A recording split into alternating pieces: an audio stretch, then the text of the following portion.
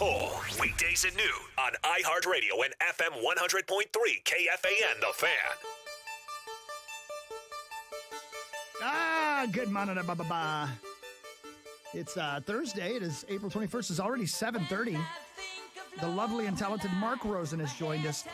Hi, Rosie. Good morning, gents. How are you today, I'm buddy? doing great. Just seeing the sun today before even stepping outside, doesn't it put a little extra lift in your stomach? It's like, wait, what is that? I find sunlight exhausting. Well, I know you Whole do, town but knows. we know that. But the idea and just seeing it come up over the horizon and waking up to it, and I mean, just, God bless it. It's about bleeping time. I know it's not going to be great all weekend, blah, blah, blah, blah, but let's enjoy the moment.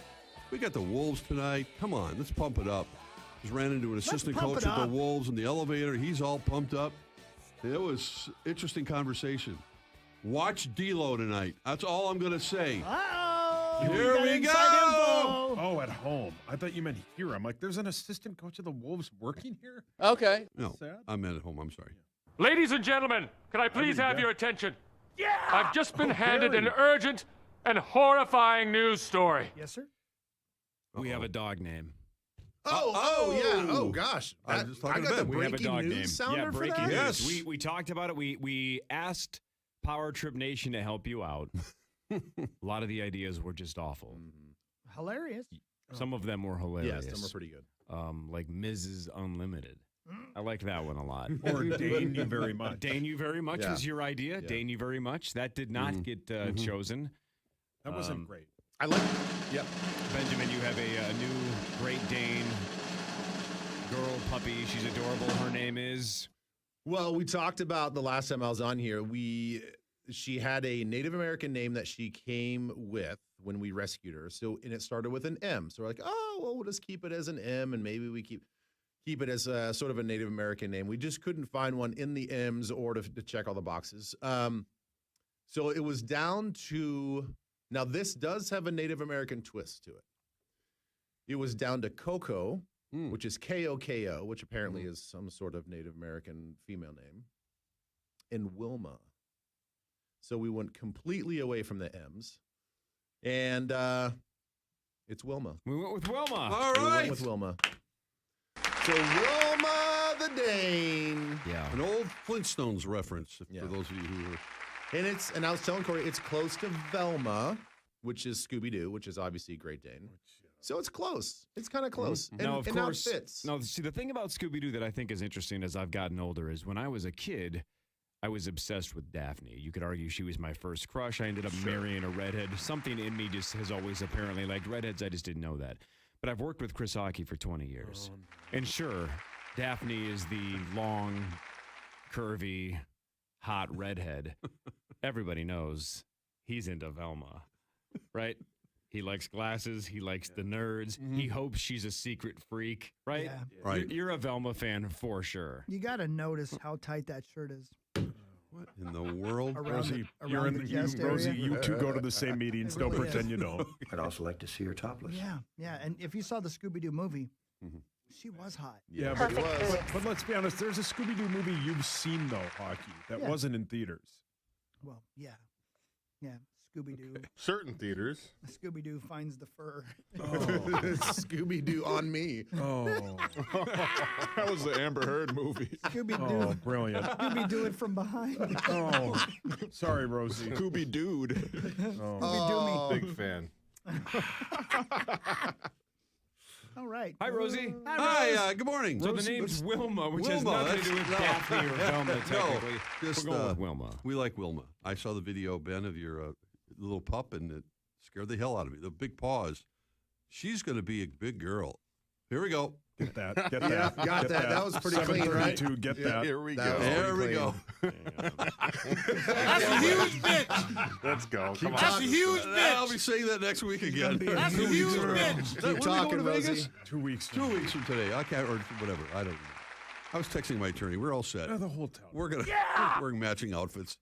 Oh man, you got T-shirts. Pretty much. We'll get it. What do you figured need them for? Good question. Zach's got to take it down a notch. The Ben Leber working out really got him. Yeah, They threw cut him him off. off. He's derailed. It's more about Tommy, though. We all. Yeah, it is. I don't think he's going to complain. All right, you guys want to talk some Vikings news here or yeah. what? Yeah. It's time for Vikings news on the Power Trip, presented by All right, before we go hardcore draft, thanks to our friends at Radco for Vikings news. Before we go hardcore draft, I think every team in the league, at least temporarily, started daydreaming about Deebo Samuel. Is there any logical way to get him on this team, or is that just 100% pipe dream? I know there's the Kwesi connection probably, right? Yeah. But does it make any financial sense, roster sense? Like, is it even remotely possible, or should we just put that dream to bed? I think we should put that dream to bed. I mean, the reason why he's out there saying that he wants to be considered a full-time wide receiver, I think everybody understands it's all about money. I think he knows what his role is. He knows he became a superstar in this hybrid role. He's only saying that he wants to be a full-time wide receiver because the top 5 wide receiver money is better than the top 5 running back money. So it's not about him wanting to change positions. It's all about just a money grab because he saw what Jacksonville paid for wide receivers. He's seen the wide receiver market blow up. So he's like, well, I'm a wide receiver. The whole league knows he's not a full-time wide receiver. He's a hybrid. He's a trick. And he's one of the best weapons in the league, but he's also got some injury history. So, look, it's a lot of posturing right now. We all know that we're going to pay Justin Jefferson. There's no way that you let that guy leave. So I don't see that you're going to have 2 potentially top 5 wide receiver contracts on one team. It just doesn't make sense. What about Sauce's theory earlier about being Green Bay a potential landing spot? Does that make sense? It does make sense. And if you're the Packers, do you do it? You just lost Devontae Adams. Is he the kind of weapon that would work in an Aaron Rodgers offense or not? I think for what they need, and they just need playmakers on the offensive side, like playmakers, with running with the football. I think it does make sense, and they have the assets to do it. I think the comeback after somebody said this, I think on NFL Live yesterday, was that they 100% could be in on Deebo, but you put any of these rookies on that Green Bay team, they're not going to give you the same thing Deebo would. But having Aaron Rodgers as the quarterback makes any of these rookie wide receivers better. They're in a better situation with him, and they might just say, we'll just take 2 of them at 22 and I think 26 or whatever pick they have, and we'll just go from there. We'll just keep the money and take 2 wide receivers in the first round. But if he's on this team, look out. Yeah, he's going to be awesome for whoever he's with. Now, look, it took Shanahan a while to figure him out, So, I think it's going to take a kind of that sort of offensive-minded coach to know exactly how to plug him in. So I don't think he's going to work for every team because every coach thinks that they're smarter than the previous coach. So I also think that Deebo's got to just be careful, man. He's got to play his cards right. I mean, the grass isn't always greener, and if it's just about contract, I think he's got to be careful with that. But I get a sense that there's actually more. There's more to what's his situation. There's more to this whole Niners situation. We kind of briefly talked about it after the combine, but there's something weird going on with that 49ers organization, especially offensively, that it's so much in turmoil. I could see him just looking at it and reading the tea leaves and saying, like, you know what, even if the money's there, I don't want to be here. Interesting little tweet I just read. Speaking of the Packers, Aaron Rodgers was courtside at the Bucs game last night, right? With Randall Cobb, yeah. Right, and someone suggested that, well, he's used to seeing the home team lose in the playoffs. And the Bucs did lose to the Bulls last night. So, A-Rod, stay away. Not helping out your... I think the Cowboys are another team. Are they? That's their kind of splash move like that. Yeah. They lost Amari Cooper. I mean, they have the 24th pick, the 56th pick. They could trade those 2 for him. Dallas is, and he liked the tweet yesterday by Dallas. So, whatever. It'll be fun. That's what makes this great. Yeah, it'll be super. Yeah, and I hope nothing really moves or pops until next week, right before the draft or on draft day. That's Baker will be traded next week. Yeah, all that stuff will go down. Where's Baker going? Carolina. If they don't take a quarterback, they don't want him. Yeah, but they're running out of options. They are. She's going to be a big girl. What is that? Well, she is. I saw a video of Ben's doggy. Okay, that's also a button bar now. Ben's dog. I saw Jesus. a video of Ben's doggy. What is so? You say something so innocent on this show. I know. I don't know why I like that. Can't imagine. I don't think anything you say is innocent anymore. I guess you're You've right. made me a believer. All right, Okay. let's flip to the draft because it's 1 week from tonight. Let's Wow. go. It's slated that the Vikings will select 12th in round 1, but they could move up, they could move back, they could stay put. Those are the 3 options. Sauce. So my bit today with you, Ben, is I have 2 guys that I gave you their names yesterday. One is a guy that if they move back from 12 to 16, they go back to 20, whatever pick that they go back to, if the couple of the guys aren't available, if trading back is their bit, I have a guy for that. I also have a guy, if they trade up, would be a target for them. And let's start with the guy that they would go look for if they've traded back. Going with pace and going to Davis again, underthrown, and this time it's picked off. A one-handed interception by Andrew Booth. The Clemson cornerback, 6 feet, 194, ran a great 40, is a possible guy if they traded back. Very good cornerback. Ball hawk, had 5 career interceptions. I think would be one of those guys, if you go back, 16, 20, wherever you go back, he could be there. I wouldn't take him at 12, but a great trade down candidate. Booth is interesting because I put him in a little bit of the same category with McDuffie because of just their size. And like McDuffie, I like his tenacity. I like the way that he plays. I like the edge that he plays with. I actually think that looking at the totality of the cornerback situation, I could see him more of a high second round pick, is more of like a true position fit or a slot for him. But look, he doesn't have a ton of interceptions, but I think that he has better ball skills than people think. You watch some of the plays that he's had and he's made. He can make some leaping interceptions. He can adjust to the ball in the air. He is a 4.38 guy, so he's got the long speed. I like his body movements. Like he sort of bounces when he plays. So he's kind of twitched up like that. And I appreciate that about a guy that has to play in the short area like a cornerback does. So I like him. I mean, he can blitz. They blitzed him from the boundary quite a bit. I like him. I just don't know if I see him as a first rounder overall. So you take him though at 46 in a second, yes, right? In a second. If they opted to go something other than a corner in the first round, and they obviously still need a corner, then yes, in the second round, if he's there, that's a great pick. Yeah. So him and whoever player A would be a great 1-2 punch with your first 2 picks, is what you're saying. Yes. Sweet. Here's the other guy. If you traded up, and you might have to trade up into the top 5, you might have to trade up to 8. You may be able to sit at 12 and take this guy. 3rd down and 10. SC just 3 for 10 tonight. Slovis pressured from behind and sacked. Kayvon Thibodeau again. So the sack numbers of last year aren't up, but he got a little bit nicked up, and his coach was leaving, so he kind of maybe put it into neutral because he knew he would possibly be a top 5 pick. But he is a hell of a pass rusher. He's a pure pass rusher off the edge. He, I think, could play in a 3-4 or a 4-3. He's relentless.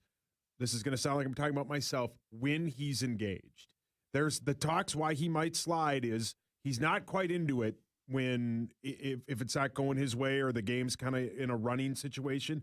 But when he's engaged, he's incredible. The one other knock is it's the Anthony Edwards thing. He may not love football. Like when Edwards came out, they said, I don't know if he loves basketball. Mm-hmm. You, as they said yesterday, I think it was on SportsCenter, you can fake your way through a basketball game. You can't not love football and try and make it in the NFL. And I think you've said that before. Your thoughts? Well, yeah, and I wouldn't know that from a personal level. I mean, obviously, we're just going off of these national reports and stuff like that. If that is sort of your red flag, that is an issue. And I have heard that in some of these interviews, he's walking in, sunglasses on, a whole bunch of, he's dripping with all this swag and whatever, and he's very much about the self-promotion of Kayvon Thibodeau. Like he's very much a marketable person, and he's trying to do that in this draft process. And that for a lot of guys, especially the old school NFL evaluators, that's a red flag. Like, are we going to get this guy to buy in 6 days of the week? We know most guys are going to show up on game day, but is he going to be engaged on the other 6 days? And I think that's, you draft in that high and you put a big value on him, that's clearly going to be a red flag. We've seen countless number of players that are high round draft picks that come in, they just think that they're going to walk on the NFL field and dominate, and they don't realize how much work they have to put in during the week and during the offseason. So if that's a concern that the national people are saying, then I think that's a legit concern. When it comes to what I can evaluate watching on film, I think this guy still has a tremendous amount of raw talent that's still untapped. Definitely. And yes, he's a pure pass rusher, but I'll even take a step back from that a little bit. I think that he's a raw pass rusher. I think he tries to be more of a bully than a technician. I think Oregon had him doing too much. He was a stand-up guy. He played the pseudo 3-4 outside linebacker position, so he's a perfect fit for what we would need with the Vikings. But they had him doing a lot. I mean, he was outside in a 2-point stance, trying to disguise a little bit too much, trying to get too cute with a lot of the things that he was doing. They had him dropping in coverage quite a bit. I don't think that I think he's one of those guys that just needs to hone in on just being a disruptive force. When it's third down and they say, you just go, put your hand on the ground and you're a pass rusher, he's phenomenal. But when they ask him to do too much in the run game and too much in the pass game, it's like, that's not really his all-around game right now. So I actually think that his ceiling is still pretty high, again, as long as he's engaged. Right? Yep. Yeah, and that's a huge thing. As you said, that's why I think if you did the draft evaluation before they played last year, he's the number one guy. He's got a human highlight video. He's incredible. I've watched him. Actually, got a chance to see a couple of those games, but he's always splashing. They're always talking about him. And it was terrific. Thank you, Jerry. Thank you. But again, you bring up some great points about, is he about him or is he about the team? Yeah. For the other 6 days of the week. And he, along with Booth, were both 5-star guys. Like, these guys know how to handle the spotlight. I think Booth sounds like he's handled the spotlight a little bit better. But Kayvon's been on the NFL radar since his freshman year. Yeah, he's the best recruit I think Oregon's ever had. He's 6'5", 250, maybe be more than that. Yeah, Corey, he's 6'5", That's a huge 250. Bitch. And when you look at him, he is the prototype. He looks like a little bit more of a little slender version of Danielle Hunter. I don't think that he's as rocked up as Danielle, but you look at them stature-wise, like, that's what an outside rusher should look like. 6'5", long arms, lean, athletic. It's just that he's got to put it all together. And the thing is, like, I still think that he can add some more weight, too. I don't know if that's going to be super beneficial, but he's a physically imposing guy. Go ahead, Corey. So with a week to go, normally if a team was picking 12th in a standard draft, we could probably have it down to, 2 or 3 names? Mm-hmm. Don't you feel like there's about 8 or 9 that are possibilities? I think this is the most wide open I remember at this point in the draft. If the Vikings are picking 23rd, 24th, there's so many names it could be. When you're 12th, it should be more honed in than this. But, man, is this wide open this year? Well, again, it depends on what happens. Is Sauce alluded to a little bit ago about the quarterback situation with Carolina. If that's a destination for Baker Mayfield, does it happen before the draft or does it happen after the draft if Carolina doesn't get what they want? Does Malik Willis go as high as number 6 to Carolina? It's possible. I mean, or if not him, somebody else. If there are a couple quarterbacks that go way higher than they should, then that's obviously going to push everybody right down into our lap. So, but don't you think there's about 3-ish or so names at wide receiver that could be the pick at 12? No. Right? Maybe? Yeah. There's about, 2 or 3 cornerbacks that could be the pick at 12? Yep. There's one safety potentially that could be the pick at 12. Not at There's all. multiple, as you've said, edge rushers, or even is it Davis, the inside guy? Yeah, Jordan Davis. Jordan Davis, the D He could tackle. be the pick at 12. So already we're at 8 or 9 people that would make sense for the Vikings at 12, and that doesn't include some of the other names that you threw Dusty on them. Cowtown. Dusty Cowtown from and, a month ago. And we don't know what they're going to do. They could throw all their eggs into a basket and go, you know who would really help this defense? Sauce Gardner. We're going to the 4th pick. There are a lot of teams that are looking to move back because the value for some of these players that they need aren't there. And some of these teams that need wide receivers are going, we get a guy at 20 who's just as good as the guy we could get at 12. There's a lot of teams like that. We just don't know what this regime is going to do with the 12th overall pick. And I feel And like we won't know. We No won't one know will. until draft day. Yeah, and I think that's the biggest and most fun intrigue about being a Vikings fan this year is we have no idea what their philosophy is going to be. We all understand that, hey, there's an analytical component, but what's that mean when it comes to the draft? Like, how do they really evaluate these players? We don't really know. We don't know what the playbook is going to look like. The idea of moving up in this year's draft, if that is a possibility, I put it at a low possibility. I feel like there has to be a player involved as well. I don't think it's going to be picks. But how about, over the years that we had Zimmer, it seemed like he pushed for first-round defense as often as possible, right? He's like, keep giving me more weapons. Now that we have flipped to an offensive-minded coach, I wonder if KOC in year one's going, I need more weapons. And we are pretty loaded on offense, so I think most people know that we need more help on defense, but maybe KOC just says, I will always take an abundance of Wide blank. receivers. So give me the best wide receiver. Well, and that could be – I don't mind that philosophy. I just think that then at that point in time, you really are going to go defensive heavy for the next couple of picks in the 2nd and 3rd round. You do have to look at it from not only this year, but the longevity, and you got to look at this thing in years 2, 3, and 4 with KOC. Let's just say that we can't sign Justin Jefferson. I mean, it's a possibility. I mean, if he goes out there and let's say he blows it up in this offense and he's like, I want to be the number 1 paid wide receiver. And the Vikings are like, we just can't meet you there. Or that's not something that we want to invest in. And if he leaves, what are you left with? You're all of a sudden left with a very, very bare cupboard. How many more years ago on that? He's got 2 years to go? I think 2020, so I think a year, realistically next summer. Yeah, I think realistically it's going to happen next offseason. Yeah. So I think you have to plan for that. You have to plan for obviously Thielen going to be gone. How much faith do they have in KJ Osborne? We saw a gigantic step in year 1 to year 2 with KJ, but how do they feel about him in this offense, and what do they think they can get out of him? We still don't know what we're going to have out of Irv Smith. Obviously, Tyler Conklin wasn't going to be a huge pass catcher, but I think it was a valuable asset that we lost this year. So, yeah, I mean, we could go offensive weapons. Absolutely. It would make sense, and could be the long play for the Vikings. Yep. Your realistic guy that you would love at 12. Dusty Cowtown. I think he's the first pick. Dusty might be gone before we get to 12. I think he's going 11. Yeah. If we got sniped. Yeah, this would be a trade-up scenario for Dusty. Yeah. I realistically think that Stingley Jr. can be there, and I think if he is there, I feel like superseding any sort of wide receiver needs. It's one of the most glaring holes that we have on this team, and I think that you'd have to pull the trigger on Stingley. Because we're wrapping things up, because the unknowns, and the Vikings always have their list like every other team. When you get to number 12, are there more than one names now because of all the shuffling that's going on, saying, well, we want Stingley, but if Stingley's gone, but we got A, B, and C we can pick from now.